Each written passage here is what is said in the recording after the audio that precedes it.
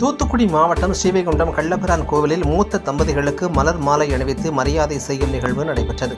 தமிழக அரசின் சார்பில் இந்து சமய அறநிலையத்துறைக்குட்பட்ட குறிப்பிட்ட கோவில்களில் வயதில் மூத்த தம்பதியர்கள் தேர்ந்தெடுக்கப்பட்டு அவர்களுக்கு புதிய உடைகள் வழங்கி மலர் மாலை அணிவித்து மரியாதை செய்யும் நிகழ்ச்சி இன்று நடைபெற்றது.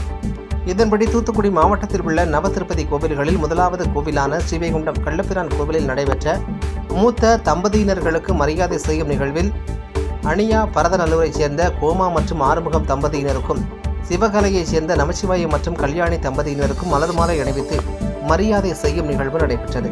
இந்நிகழ்வின் போது அவர்களுக்கு புடவை, வேட்டி, சட்டை, மாலை 2, வெற்றிலை பாக்கு பூ 1 முழம், மஞ்சள், குங்குமம், மஞ்சள் கயிறு, வாழைப்பழம் 1 சீப், பல வகைகள், எவர் சில்வர் தட்டு, கண்ணாடி வளையல், 1 டசன் பாக்கெட் சைஸ் மாமி படம் என 2500 ரூபாய் மதிப்புள்ள பொருட்கள் வழங்கப்பட்டது.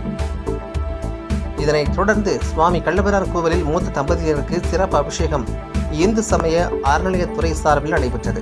இந்நிகழ்வில் கள்ளபிரான் கோவில் செயல் அலுவலர் கோவல மணிகண்டன், அறங்காவலர் குழு தலைவர் கும்பையா உள்பட பலர் கலந்து கொண்டனர்.